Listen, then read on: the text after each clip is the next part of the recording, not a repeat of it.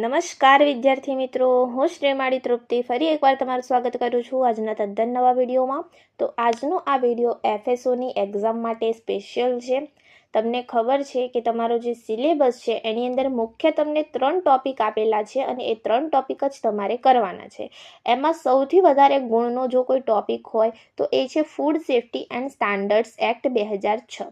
Okay, એના સૌથી વધારે 60 માર્ક્સ છે. ખરી વાત ને? અને આ જે ટોપિક છે એમાં ટોટલ 12 ચેપ્ટર્સ છે. ઓકે, તો આની જે ઓફિશિયલ પીડીએફ છે એ ઓલરેડી આપણી ટેલિગ્રામ ચેનલ ઉપર અપલોડેડ છે ગુજરાતી ભાષામાં, તો તે તમે ડાયરેક્ટ જોઈ શકો છો.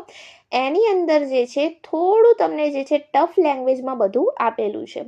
તો આપણે પ્રયત્ન કર્યો છે કે 12 ચેપ્ટરને તમને સરળ રીતે સમજાવીએ. એની ઉપરથી પરીક્ષામાં જે ઓલ્ડ પેપર્સમાં પૂછાઈ ગયેલા એમસીક્યુઝ છે એ પણ તમને એક જ જગ્યાએ અવેલેબલ કરાવી દઈએ. સાથે સાથે ચેપ્ટર વાઇઝ તમને એમસીક્યુની પ્રેક્ટિસ કરાવીએ, થિયોરિકલ પ્રેક્ટિસ કરાવીએ, જેથી તમારી તૈયારી ખૂબ જ સારી એવી રીતે થાય.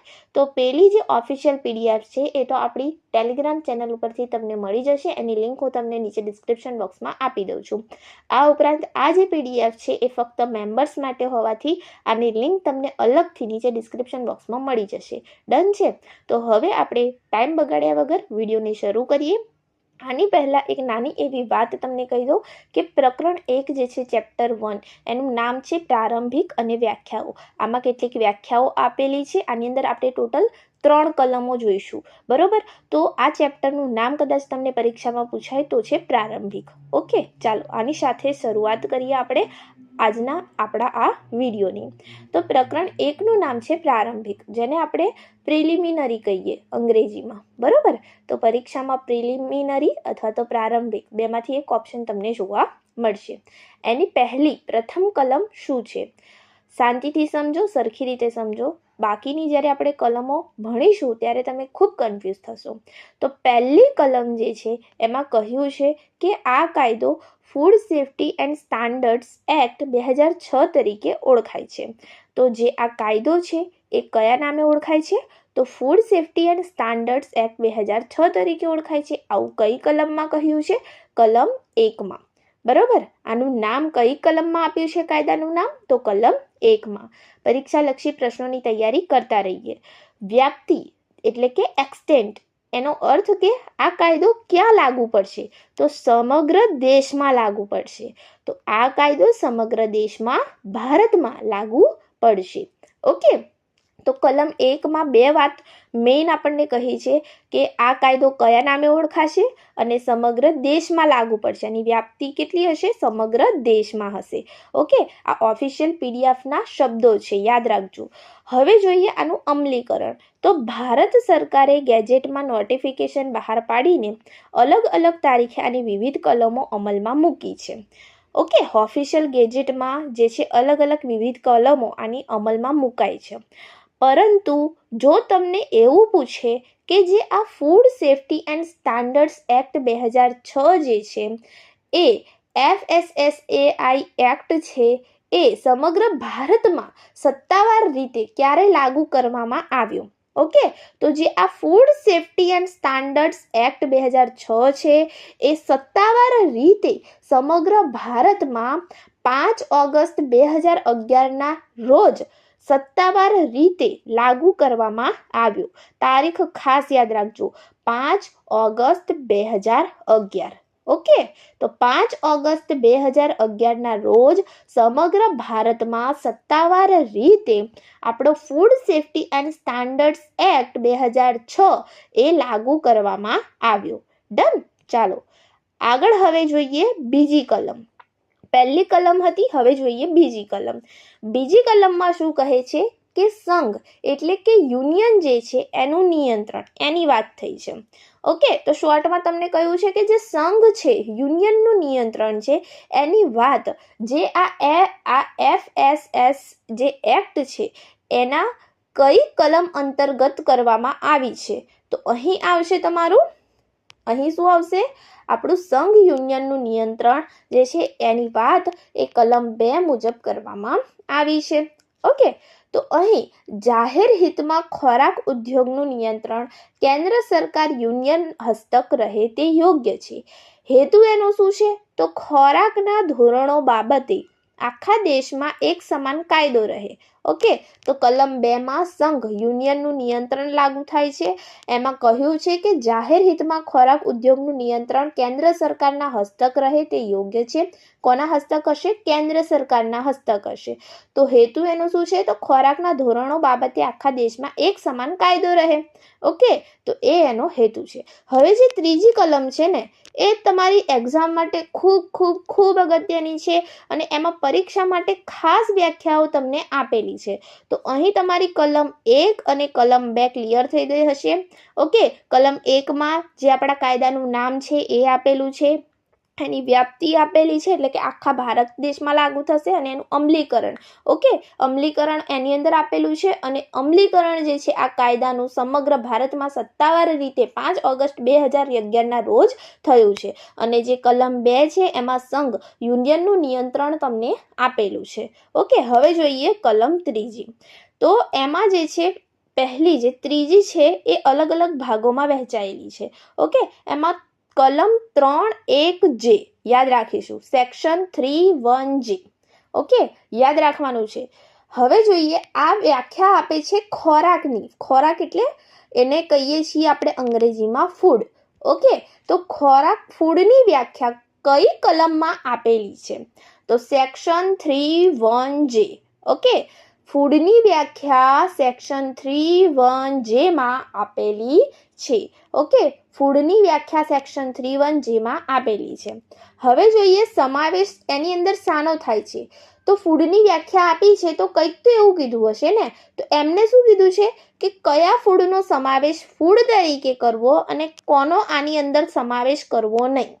બરાબર, જે એક્સક્લુડેડ કરેલી વસ્તુઓ છે અને ઇન્ક્લુડેડ કરેલી વસ્તુઓ છે ફૂડમાં, એ તમને સેક્શન 3(1)J માં જોવા મળશે. અહીં તમને કીધું છે કે માનવ વપરાશ માટેના તમામ જે પ્રોસેસ્ડ અથવા તો અર્ધ પ્રોસેસ્ડ અથવા તો અનપ્રોસેસ્ડ જે પદાર્થો છે એનો સમાવેશ શાની અંદર થાય છે? ખોરાકની અંદર, એટલે કે ફૂડની અંદર તમે કરી શકો. ઓકે, તો તમને કદાચ કન્ફ્યુઝન કરવા માટે પરીક્ષામાં પૂછી લે કે ફૂડની અંદર જે છે ખોરાકમાં કઈ માનવ વપરાશ માટેની વસ્તુઓનો સમાવેશ કરી શકો. ઓપ્શનમાં પ્રોસેસ્ડ, અર્ધ પ્રોસેસ્ડ, અનપ્રોસેસ્ડ આપેલી હોય અને છેલ્લે લખેલું હોય આપેલ તમામ. તો આપેલ તમામ જવાબ આવે એ રીતે. તો અહીં બીજી જે વસ્તુ છે એ શાનો બીજો સમાવેશ થાય છે? પીણાનો, જે પાણી છે એના સહિત જેટલા પણ પીણા છે એનો સમાવેશ ફૂડમાં થશે. ચ્યુઇંગમનો પણ સમાવેશ તમે ફૂડમાં કરી લેશો, અને ખોરાક બનાવવા માટે જે પદાર્થો વપરાય છે એનો પણ સમાવેશ આપણે ફૂડમાં કરી લઈશું. ડન. હવે શાનો સમાવેશ થતો નથી? સમાવેશ થાય છે જોઈ લીધું, ખાસ યાદ રાખીશું. સમાવેશ થતો નથી, એક્સક્લુડેડ કઈ વસ્તુઓને કરવામાં આવી છે? તો પશુ આહાર, જે એનિમલ ફીડ છે એનો સમાવેશ જે છે આ ફૂડની અંદર નહીં થાય. જે જીવંત પ્રાણીઓ વેચાણ માટે તૈયાર ન હોય ત્યાં સુધી એનો સમાવેશ જે છે આની અંદર નહીં થાય. ઓકે, જીવંત પ્રાણીઓ જે મીટ છે, ઓકે, બીફ છે, એનો સમાવેશ જે છે ફૂડની અંદર નહીં થાય. પણ ક્યાં સુધી? જ્યાં સુધી એ વેચાણ માટે તૈયાર ન હોય ત્યાં સુધી. હવે તમે લઈને વેચવા માટે બેઠા છો તો પછી એનો સમાવેશ ફૂડની અંદર થઈ જશે. ડન. તો બીજો શાનો સમાવેશ નહીં થાય? તો દવાઓનો નહીં થાય, કોસ્મેટિક્સનો નહીં થાય, તથા તમાકુનો પણ સમાવેશ ફૂડમાં નહીં થાય. ડન. યાદ રાખીશું, પરીક્ષામાં કદાચ પૂછી લે કે તમાકુનો સમાવેશ જે છે ફૂડમાં એની વ્યાખ્યા પ્રમાણે થાય છે કે નથી થતો? તો નથી થતો. ઓકે, કોઈ પણ રીતે તમને પૂછી શકે છે, વિધાન સ્વરૂપે પણ પૂછી શકે. તો દવાઓનો સમાવેશ નથી થતો, કોસ્મેટિક્સનો નથી થતો, તમાકુનો સમાવેશ નથી થતો. ઓકે, અને બીજો જે જીવંત પ્રાણીઓ કે જ્યાં સુધી એમને વેચવા માટે તમે ના બેઠા હોય ત્યાં સુધી એનો સમાવેશ પણ ફૂડમાં નથી થતો. આ ઉપરાંત પશુ આહારનો પણ સમાવેશ ફૂડમાં નથી થતો. ઓકે, જે કેટલ ફીડ છે એનો સમાવેશ ફૂડમાં નથી થતો. કઈ કલમ પ્રમાણે? તો જે ખોરાક છે એની વ્યાખ્યા કઈ કલમમાં આપી છે? તો સેક્શન 3(1)J માં આપી છે. એની અંદર જે ફૂડમાંથી એક્સક્લુડેડ વસ્તુઓ છે એ કઈ છે? તો એ છે જીવંત પ્રાણીઓ વેચાણ માટે તૈયાર ન હોય ત્યાં સુધી, પશુ આહાર, દવાઓ, કોસ્મેટિક અને તમાકુ. ડન છે આટલે સુધી? ચાલો હવે આગળ જોઈએ આપણે એના પછીની કલમ, જેની અંદર આપણે જોઈશું ભેળસેળ અને જોખમ. ઓકે, બંને અલગ અલગ આપેલું છે. તો જે આ એડલ્ટરેન્ટ છે, જેને ભેળસેળ કરનાર પદાર્થ કહેવાય છે, એની વ્યાખ્યા તમને આપી છે કલમ 3(1)A ઓકે, આની પહેલાંનો જે આપણે MCQનો વિડીયો જોયો હતો એમાં તમને આની સરસ રીતે માહિતી આપી હતી. આજે પણ આપણે જોઈએ કે એડલ્ટરેન્ટ એટલે કે ભેળસેળ કરનારા પદાર્થ કહેવાય કોને, જેની વ્યાખ્યા કલમ 3(1)A આપેલી છે. તો એવા કોઈ પણ પદાર્થ જે ખોરાકને અસુરક્ષિત નિમ્ન કક્ષાનો બનાવી દે, નિમ્ન કક્ષાનો જે છે અથવા તો ગેરમાર્ગે દોરનાર બનાવે, એને આપણે કહીએ છીએ ભેળસેળ કરનાર પદાર્થો. ઓકે, તો જે અસુરક્ષિત બનાવે ખોરાકને, અનસેફ બનાવે, એટલે કે ધારો કે કોઈ એવું હોય કે મિલ્ક છે, સ્પાઇસીસ છે, દૂધ છે આપણું, અથવા તો જે આ મસાલાઓ છે એની અંદર જે છે કન્ટામિનેશન અંદર હોય યુરિયાનું. ઓકે, યુરિયાની કોઈ પણ રીતે કન્ટામિનેશન હોય તો એ ખાવા માટે કેવું છે, અનસેફ છે, બરાબર. અથવા તો એની અંદર કોઈ પણ પ્રકારના ડિટર્જન્ટનું કન્ટામિનેશન આવી ગયું હોય, એની અંદર એડ થઈ ગયા હોય ભૂલથી કે કોઈ પણ રીતે, તો એ ખાવા માટે અસુરક્ષિત છે. અથવા તો કોઈ પણ જે ખોરાક છે એની અંદર સ્ટાર્ચ વધારે પ્રમાણમાં એડ કરવામાં આવે તો એ ખાવા માટે અનસેફ કહેવાય. ઓકે, સબસ્ટાન્ડર્ડ ખોરાક કોને કહેવાય? તો એવો ખોરાક જે ક્વોલિટીના સ્ટાન્ડર્ડમાં મેળ નથી ખાતો. જેમ કે કોઈ વ્યક્તિ દૂધ વેચે છે પણ દૂધમાં જે છે પાણી નાખીને વેચે છે, તો એને કેવું, એ ખોરાક કેવો થઈ જશે, હવે સબસ્ટાન્ડર્ડ થઈ જશે, એટલે કે જે એના ક્વોલિટીના પેરામીટર્સ છે એને મેચ નહીં થાય. ઓકે, તો બિલો ક્વોલિટી સ્ટાન્ડર્ડ્સ એને કહેવાય સબસ્ટાન્ડર્ડ ખોરાક. ડન. અથવા તો ઘી કોઈ વેચે છે પણ ઘી જે છે એ લો ફેટવાળું છે, નકલી છે, તો એ કહેવાશે સબસ્ટાન્ડર્ડ ખોરાક. ઓકે, અથવા તો ગેરમાર્ગે દોરનારો ખોરાક હોય, મિસબ્રાન્ડેડ હોય. તમે જોયું હશે કે અમુક જે વસ્તુઓ છે ખોરાકની, એની ઉપર એવું લખ્યું હોય કે 100% નેચરલ, બરાબર, ક્લેમ્સ કે 100% નેચરલ વસ્તુઓનું અમારું જે છે આ બનેલું છે, પરંતુ એની અંદર અમુક આર્ટિફિશિયલ ઇન્ગ્રેડિયન્ટ્સ આવેલા હોય તો એ કેવું થઈ જાય, મિસબ્રાન્ડેડ ખોરાક થઈ જાય. ઓકે, જે મિસલીડિંગ કરે તમને. ડન. તો એને કહેવાય મિસબ્રાન્ડેડ ખોરાક. અથવા તો જે એની ઉપર જે છે કોઈ સારી એવી બ્રાન્ડ હોય એની કોપી મારીને લખેલું હોય કે આ બ્રાન્ડનો જ ખોરાક છે, તો એ થાય મિસબ્રાન્ડેડ ખોરાક. અથવા તો મિસિંગ, એની જે મેન્યુફેક્ચરિંગ હોય અથવા પેકેજિંગ ડેટ્સ હોય, એક્સપાયરી ડેટ હોય, કશું લખ્યું ના હોય, બેચ નંબર ના લખ્યો હોય, તો એ બધું હોય મિસબ્રાન્ડેડ ખોરાકમાં આવે. તો જે આ એડલ્ટરેન્ટ્સ છે, આ ભેળસેળ કરનાર પદાર્થો છે, ઓકે, તો જે આ અસુરક્ષિત હોય, નિમ્ન કક્ષાનો હોય અથવા ગેરમાર્ગે દોરનાર હોય એવા ખોરાકને આપણે કહીશું ભેળસેળવાળા ખોરાક. ઓકે, તો એને એડલ્ટરન્ટ કહેવાય અને એની વ્યાખ્યા આપણને 3(1)A આપેલી છે. યાદ રાખીશું, એડલ્ટરન્ટ એટલે ભેળસેળ કરનાર પદાર્થની વ્યાખ્યા આપણને 3(1)A એ કલમમાં આપી છે. ઓકે, હવે વાત કરીએ જોખમ એટલે કે હેઝાર્ડ્સની, જેની વ્યાખ્યા આપણને કલમ 3(1)U આપી છે. ઓકે, તો ખોરાકમાં રહેલા જૈવિક એટલે કે બાયોલોજિકલ, રાસાયણિક એટલે જે કેમિકલ હોય, અથવા ભૌતિક અથવા એટલે કે ફિઝિકલ તત્વો જે સ્વાસ્થ્ય પર વિપરીત અસર કરી શકે છે એને હેઝાર્ડ કહેવાય. ઓકે, બાયોલોજિકલ હોય, કોઈ બેક્ટેરિયાનું કન્ટામિનેશન ખોરાકની અંદર હોય, બ્રેડ હોય એની અંદર ફૂગ કે એવું આવી ગયું હોય, આપણને ખબર ના રહી હોય, આપણે ખાઈ લઈએ, તો એ કેવું છે, હેઝાર્ડસ છે આપણી હેલ્થ માટે, આપણી તબિયત બગડી શકે છે, ફૂડ પોઈઝનિંગ થાય છે, બરાબર, ખરાબ બાયોલોજિકલ ફૂડ ખાવાથી. આ ઉપરાંત કોઈ કેમિકલ કન્ટામિનેશન હોય જેના લીધે તમને કોઈ એલર્જીક રિએક્શન આવે એ વસ્તુ ખાવાથી, અથવા તો ફિઝિકલ રીતે ડેમેજડ હોય. ઓકે, તો એ રીતે તત્વો જે સ્વાસ્થ્ય ઉપર તમારી અસર કરી શકે છે એવા તત્વો હોય એને આપણે કહીશું હેઝાર્ડ એટલે કે જોખમ. જે ખોરાક ખાવાથી આપણને જોખમ આવે એને હેઝાર્ડ કહેવાય. ડન. તો એની વ્યાખ્યા જે છે કલમ 3(1)U આપી છે. કલમ 3(1)U હેઝાર્ડ એટલે જોખમની વ્યાખ્યા આપી છે અને કલમ 3(1)A જે છે આપણને ભેળસેળ કરનાર પદાર્થ એડલ્ટરન્ટ્સની વ્યાખ્યા આપી છે. ડન. ચાલો હવે જોઈએ જે વ્યાખ્યા અસુરક્ષિત ખોરાક અને FBOની આપી છે બંને. તો FBO વાળું ખાસ યાદ રાખીશું. અને અસુરક્ષિત ખોરાક કોને કહેવાય એટલે કે અનસેફ ફૂડ. આપણે આગળ જ જોયું અનસેફ ફૂડ જે છે એ શાની અંદર સમાવેશ થાય છે, તો ભેળસેળ કરનાર એડલ્ટરન્ટ્સ હોય છે. તો જે એડલ્ટરન્ટ્સના લીધે પણ ફૂડ જે છે આપણું અનસેફ થઈ જાય છે.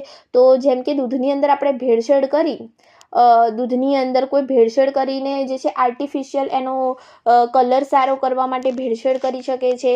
તો એ જે છે એડલ્ટરન્ટ્સમાં એની વ્યાખ્યા હતી ભેળસેળ કરનાર પદાર્થની, પરંતુ સ્પેસિફિક અનસેફ ફૂડ જે છે એની વ્યાખ્યા તમને મળી છે 3.1ZZ માં. ઓકે, 3.1ZZ માં તમને જે છે અનસેફ ફૂડ, અસુરક્ષિત ખોરાકની વ્યાખ્યા આપવામાં આવી છે. તો અનસેફ ફૂડમાં શું હોય કે ખોરાકમાં હાનિકારક તત્વો હોય, બરોબર, અથવા તો એ સડેલો હોય, બિન આરોગ્યપ્રદ સ્થિતિમાં બન્યો હોય અથવા પ્રતિબંધિત એડિટિવ્સ ધરાવતો હોય, તો એને કહીશું આપણે અનસેફ ફૂડ. ડન. કે જે હાનિકારક તત્વો સડેલો હોય, જેમ કે આ બ્રેડ સડેલી છે તો એ આપણા માટે અનસેફ ફૂડ છે. ઓકે, તો બિન આરોગ્યપ્રદ છે, એ સ્થિતિમાં, એવી સ્થિતિમાં બન્યું છે. ઓકે, એની અંદર કદાચ કોઈ એવું હોય ફૂડ જેની અંદર ડિટર્જન્ટની ભેળસેળ હોય, યુરિયાની હોય, સ્ટાર્ચની હોય, ઓકે, એડિટિવ્સ વધારે પડતા હોય, પ્રતિબંધિત એડિટિવ્સ હોય, તો એ આપણા માટે અનસેફ ફૂડ થઈ જાય છે. એની વ્યાખ્યા જે છે 3.1ZZ માં આપણને આપી છે કલમમાં. 3.1ZZ માં અનસેફ ફૂડની તમને વ્યાખ્યા આપી છે, અસુરક્ષિત ખોરાકની. પછી આવે છે business operator, food business operator FBO, જેની વ્યાખ્યા તમને 3.1O માં આપી છે. એ રીતે યાદ રાખો, 3.1O. ડન. તો FBO ની વ્યાખ્યા તમને 3.1O માં આપી છે. અને ફૂડ બિઝનેસ ઓપરેટર એનું નામ છે એવી વ્યક્તિ અથવા સંસ્થા જે ખોરાકના ઉત્પાદન, વેચાણ કે વિતરણ સાથે સંકળાયેલી છે અને કાયદાના પાલન માટે જવાબદાર છે, એને કહેવાય FBO. Done. Food business operator, જેની અંદર એવી વ્યક્તિ અથવા સંસ્થા જે ખોરાકના ઉત્પાદન, વેચાણ કે વિતરણ સાથે સંકળાયેલી છે અને કાયદાના પાલન માટે જવાબદાર છે, અને આપણે FBO કહીશું, ફૂડ બિઝનેસ ઓપરેટર, જેની વ્યાખ્યા તમને 3.1O માં આપી છે. અને 3.1ZZ માં તમને શાની વ્યાખ્યા આપી છે? અસુરક્ષિત ખોરાકની. છેલ્લે ટેસ્ટ લઈશું એટલે તમને વધારે ક્લિયર થઈ જશે કે તમને કેટલું યાદ રહ્યું. ઓકે, તો અહીં આપણે જે છે ટેસ્ટ હવે શરૂ કરીએ છીએ. આપણી જે કલમ છે એ આટલી જ હતી. ક્વિક રિવિઝન કરી દો. અસુરક્ષિત ખોરાક જે છે, અનસેફ ફૂડ જે છે, એની વ્યાખ્યા તમને 3.1ZZ માં આપેલી છે. ફૂડ બિઝનેસ ઓપરેટર FBO ની વ્યાખ્યા તમને 3.1O માં આપી છે. આ ઉપરાંત જે છે એડલ્ટરન્ટ્સ એટલે કે ભેળસેળ કરનાર પદાર્થની વ્યાખ્યા તમને 3.1A માં આપી છે. અને જોખમ, હેઝાર્ડની વ્યાખ્યા તમને 3.1U માં આપી છે. અને જે ફૂડ છે, ખોરાક છે, એની વ્યાખ્યા તમને 3.1J માં આપી છે. ડન. તો આ વસ્તુ ખાસ યાદ રાખીશું. કલમ 2માં તમને શાની વ્યાખ્યા આપી છે? તો સંઘ, યુનિયનની વ્યાખ્યા આપી છે. અને કલમ 1માં જે છે તમને જે પ્રારંભિક જે છે જે નામ છે, આનું નામ શું છે? Food safety and standard act 2006, એ તમને કઈ કલમ હેઠળ આપી છે? કલમ 1 હેઠળ. વ્યાપ્તિ કઈ કલમ હેઠળ આવે? કલમ 1 હેઠળ. અમલીકરણ કલમ 1 હેઠળ. ડન. ચાલો, તો હવે ફટાફટથી આપણે આપણો ટેસ્ટ શરૂ કરીએ અને જોઈએ આજનો આપણો પહેલો પ્રશ્ન. આની અંદર ફક્ત 3 કલમો હતી. આના પછીના વિડીયોઝમાં આપણે બીજી કલમો જોઈશું. પહેલો આજનો આપણો પ્રશ્ન છે કે FSS એક્ટ 2006ના પ્રકરણ 1નું નામ શું છે? ઓપ્શન છે તમારા A પ્રારંભિક, B વ્યાખ્યાઓ, C સામાન્ય સિદ્ધાંતો, D અમલીકરણ. જેને વિડીયો સારી રીતે જોયો હશે એને ખબર જ હશે. ફટાફટથી કમેન્ટમાં જવાબ આપવાનો છે તમારે કે આપણું જે FSS એક્ટ 2006 છે એના પ્રકરણનું નામ શું છે. આના માટે તમારે પેન અને પેપર લઈને બેસી જવાનું છે અને જોવાનું છે કે તમારા કેટલા માર્ક્સ આ ટેસ્ટની અંદર આવે છે. ડન. તમને ખબર પડશે કે તમે કેટલું શીખ્યા અને કેટલું શીખવાની જરૂર છે. અહીં આપણો સાચો જવાબ આવશે ઓપ્શન A પ્રારંભિક. ઓકે, બીજો પ્રશ્ન છે FSS એક્ટ 2006ની કઈ કલમ હેઠળ ખોરાકની વ્યાખ્યા આપવામાં આવી છે? ઓપ્શન છે કલમ 3.1A, B છે કલમ 3.1J, C છે કલમ 2, D કલમ 3.1ZZ. શું આવશે? ખોરાક, ફૂડની વ્યાખ્યા. આવડવો જ જોઈએ જવાબ. હવે બહુ ઇઝી છે. કયો આવશે જવાબ અહીં? ઓપ્શન B કલમ 3.1J. ડન. પછીનો ત્રીજો પ્રશ્ન છે નીચેનામાંથી કઈ વસ્તુનો સમાવેશ FSS એક્ટ મુજબ ખોરાકમાં થતો નથી? ઓપ્શન છે તમારા પીવાનું પાણી, ચ્યુઇંગમ, તંબાકુ કે આલ્કોહોલિક પીણા. તો શાનો સમાવેશ થશે નહીં? આપણે જાણીએ છીએ કે પીણાનો બધાનો સમાવેશ થાય છે, ચ્યુઇંગમનો પણ સમાવેશ થાય છે ખોરાક તરીકે. તો શાનો નથી થતો? તો તમાકુનો નથી થતો. ઓકે, FSS એક્ટ મુજબ ખોરાકમાં સમાવેશ નથી થતો, એ છે તમાકુ. Option C is the right answer. પછીનો પ્રશ્ન જોઈએ. ચોથો પ્રશ્ન છે, જે એડલ્ટરેન્ટ છે, ભેળસેળ કરનાર પદાર્થ છે, એની વ્યાખ્યા કઈ કલમમાં છે? ઓપ્શન છે તમારા option A 3(1)A, B 3(1)B, C છે 3(1)C અને ડી છે 3(1)D. તો શું આવશે?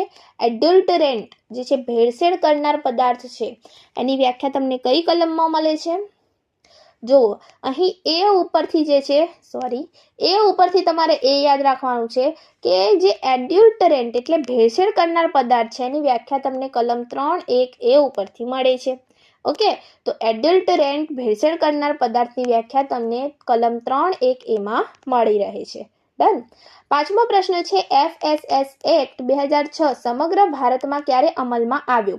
વિડીયો દરમિયાન આપણે કહ્યું હતું. તો ઓપ્શન છે તમારા એ 1 જાન્યુઆરી 2006, બી 5 ઓગસ્ટ 2011 પૂર્ણ અમલીકરણ, સી 26 જાન્યુઆરી 2006, ડી 15 ઓગસ્ટ 2008. બોલો કયો જવાબ આવશે? વિડીયો દરમિયાન તમને કહ્યું હતું આનો જવાબ શું આવશે? ઓપ્શન બી 5 ઓગસ્ટ 2011 પૂર્ણ અમલીકરણ થયું. ઓકે, જે આ FSS એક્ટ 2006 છે એનું પૂર્ણ અમલીકરણ 5 ઓગસ્ટ 2011 રોજ થયું છે. પછીનો પ્રશ્ન આપણે જોઈએ. છઠ્ઠો પ્રશ્ન છે, હેઝાર્ડ એટલે કે જે જોખમ છે એટલે ખોરાકમાં રહેલા કયા તત્વો? હેઝાર્ડ જોખમ. ઓકે, આની વ્યાખ્યા કઈ કલમમાં છે એ તમારે કહેવાનું છે. તો એટલે ખોરાકમાં રહેલા કયા તત્વો? ઓપ્શન છે તમારા અહીં જૈવિક બાયોલોજીકલ તત્વ, બી છે રાસાયણિક તત્વ, સી છે ભૌતિક તત્વ, ડી છે ઉપરના તમામ. તો હેઝાર્ડ એટલે આપણે જાણીએ છીએ જૈવિક પણ હોય, રાસાયણિક પણ હોય, ભૌતિક પણ હોય. તો શું આવશે? ઉપરના તમામ. Option D is the right answer. પછીનો પ્રશ્ન જોઈએ સાતમો. જે FSS એક્ટ 2006 છે એની વ્યાપ્તિ એક્સટેન્ટ ક્યાં સુધી છે, ક્યાં સુધી રહેશે? તો માત્ર ગુજરાતમાં છે, માત્ર કેન્દ્ર શાસિત પ્રદેશોમાં છે, સમગ્ર ભારતમાં છે કે માત્ર મેટ્રો શહેરમાં છે? તો ક્યાં છે આનું જે એક્સટેન્ટ છે, વ્યાપ્તિ છે, આપણે જાણીએ છીએ ક્યાં છે? સમગ્ર ભારતમાં છે. ડન. આઠમો પ્રશ્ન છે, રિસ્ક એટલે કે જોખમ, જોખમની શક્યતા એ કોનું ફંક્શન છે? ઓકે, કોનું ફંક્શન છે? માત્ર સંભાવના પ્રોબેબિલિટીનું, બી માત્ર ગંભીરતા સેવરિટીનું, સી સંભાવના અને ગંભીરતા બંને અને ડી માત્ર ખોરાકની કિંમત. તો શાનું છે અહીં? શું આવશે જવાબ? કોનું ફંક્શન છે? હા, તો જે રિસ્ક છે જોખમ, એ જોખમની શક્યતા એ કોનું ફંક્શન છે? તો સંભાવના અને ગંભીરતા બંને. યાદ રાખીશું. ઓકે, સંભાવના અને ગંભીરતા બંનેનું છે. નવમો પ્રશ્ન છે, કઈ કલમ હેઠળ સંઘ એટલે કે યુનિયનના નિયંત્રણ અંગેની જોગવાઈ કરવામાં આવી છે? બહુ ઇઝી પ્રશ્ન છે. કઈ કલમ આવે? કલમ 2. Option B is the right answer. Done. કઈ કલમ હેઠળ સંઘ યુનિયનના નિયંત્રણ અંગેની જોગવાઈ કરવામાં આવી છે? તો કલમ 2. પછીનો પ્રશ્ન આપણે જોઈએ. 10મો પ્રશ્ન છે, ફૂડ બિઝનેસ ઓપરેટર FBO એટલે કોણ? ઓકે, FBO નું જોયું હતું. કઈ કલમમાં આની વાત હતી? કલમ 3(1)O માં હતી. રાઈટ. તો અહીં જે ફૂડ બિઝનેસ ઓપરેટર FBO છે એટલે કોણ? ઓપ્શન છે તમારા માત્ર સરકારી અધિકારી, બી છે ખોરાકના વ્યવસાય સાથે સંકળાયેલ જવાબદાર વ્યક્તિ, સી છે માત્ર ખેડૂત, ડી છે માત્ર હોટલનો વેઇટર. ઓકે, ચાલો જવાબ આપો. કયો જવાબ આવશે અહીં? ખોરાકના વ્યવસાય સાથે સંકળાયેલ કોઈ પણ જવાબદાર વ્યક્તિ. રાઈટ, જે ખોરાકના વ્યવસાય સાથે સંકળાયેલું છે. Option B is the right answer. પછીનો 11મો પ્રશ્ન છે, જે મિસ બ્રાન્ડેડ ફૂડ છે એની વ્યાખ્યા કઈ કલમ હેઠળ આવે છે? મિસ બ્રાન્ડેડ ફૂડની વ્યાખ્યા કઈ કલમ હેઠળ આવે છે? ઓપ્શન છે તમારા એ 3(1)ZF, બી 3(1)J, C 3(1)ZF, D 3(1)ZF. Sorry, multiple time એકનો એક જે ઓપ્શન છે 3 વખત રિપીટ થયો છે. તો અહીં હવે તમને ખબર પડી જ ગઈ હશે. 3(1)J તો નહીં આવે, એની અંદર ફૂડની વ્યાખ્યા છે. તો ઓબ્વિયસ 3(1)ZF જ આવશે. તો જે મિસ બ્રાન્ડેડ ફૂડ છે, મિસ બ્રાન્ડેડ ફૂડ એની વ્યાખ્યા તમને આપવામાં આવી છે જે 3(1)ZF છે એની અંદર. એ કલમની અંદર તમને મિસ બ્રાન્ડેડ જે ફૂડ છે એની વ્યાખ્યા આપવામાં આવી છે. ઓકે, હવે જોઈએ સબ સ્ટાન્ડર્ડ ફૂડ એટલે એવો ખોરાક જે સ્વાસ્થ્ય માટે હાનિકારક હોય, બીજું છે નિર્ધારિત ધોરણો મુજબ ન હોય, સી છે જેનો રંગ કુદરતી ન હોય, ડી છે જે મફતમાં વહેંચવામાં આવતો હોય. તો જે સબ સ્ટાન્ડર્ડ ફૂડ છે એ કોને કહેવાશે? સબ સ્ટાન્ડર્ડ ફૂડ, તો અહીં યાદ રાખીશું મિસ બ્રાન્ડેડ ફૂડની વ્યાખ્યા જે છે કલમ 3(1) માં આપવામાં આવી છે. ડન. તો સબ સ્ટાન્ડર્ડ ફૂડ જે છે એટલે એવો ખોરાક જે કેવો હોય, સબ સ્ટાન્ડર્ડ એટલે કયું આવશે? ઓપ્શન બી, નિર્ધારિત ધોરણો સ્ટાન્ડર્ડ્સ મુજબ ન હોય. ડન. ચાલો, આના પછીનો પ્રશ્ન છે કે કલમ 3(1) હેઠળ શેની વ્યાખ્યા આપવામાં આવી છે? ઓપ્શન છે તમારા સેમ્પલની, અસુરક્ષિત અનસેફ ખોરાકની, લેબોરેટરીની કે પેકેજિંગની. શાની વ્યાખ્યા આપવામાં આવી છે કલમ 3(1) હેઠળ? શું આવશે?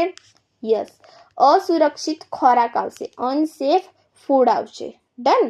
હજુ અમુક જે છે કલમ 3ની જે સબ કલમો છે આપણે આગળ ભણીશું. કલમ 3 ઉપર છે અલગથી સરસ મજાનો વિડીયો આપણે બનાવવાના છીએ. હાલ જે કલમો તમારી પરીક્ષા માટે અગત્યની છે એ પહેલા આપણે કવર કરી રહ્યા છીએ. થોડું થોડું ભણીશું પણ ખૂબ જ પરફેક્ટ રીતે ભણીશું. 14મો અહીં પ્રશ્ન છે, નીચેનામાંથી કઈ બાબત અનસેફ ફૂડ ગણાય છે? અનસેફ ફૂડ કયું ગણાશે? અનસેફ ફૂડ કયું ગણાશે? ઓકે, કલમ 3(1) માં અસુરક્ષિત ખોરાક અનસેફ ફૂડની શું આપવામાં આવી છે? વ્યાખ્યા આપવામાં આવી છે. ઓપ્શન છે અહીં તમારા એ સડેલો કે ગંધાતો ખોરાક, બી પ્રતિબંધિત રંગનો ઉપયોગ, સી હાનિકારક જીવાત ધરાવતો ખોરાક કે ઉપરના તમામ. તો ઉપરના તમામ આવશે. આ બધું જેની અંદર હોય એ અનસેફ ફૂડ ગણાય. ઓકે. 15મો પ્રશ્ન છે, FSS એક્ટ 2006 એ અગાઉના કેટલા કાયદાઓનું સ્થાન લીધું છે? તો ઓપ્શન છે તમારા 5, 8, 10, 12. તો જે FSS એક્ટ 2006 છે અગાઉના કેટલા કાયદાઓનું સ્થાન લીધું છે? તો અહીં જે જવાબ છે એ આવશે ઓપ્શન બી, 8. ઓકે, તો ઓપ્શન બી 8 સાચો જવાબ છે આપણો. તો FSS એક્ટ 2006 એ અગાઉના લગભગ 8 જેટલા કાયદાઓનું સ્થાન લીધું છે. Option B is the right answer. 8 જવાબ આવશે. ઓકે, જે વિદ્યાર્થી મિત્રોને ખબર ના હોય એ નોટ ડાઉન કરી લે. પછીનો આપણે પ્રશ્ન જોઈએ કે જે એક્સ્ટ્રાનિયસ મેટર છે એટલે શું થાય? એક્સ્ટ્રાનિયસ મેટર એટલે શું થશે?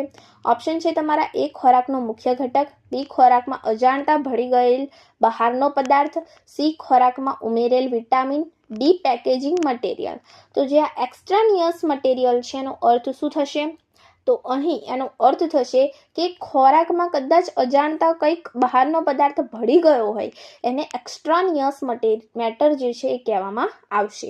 ઓકે, તો એક્સ્ટ્રાનિયસ મેટર એટલે કે ખોરાકમાં અજાણતા ભળી ગયેલો બહારનો પદાર્થ.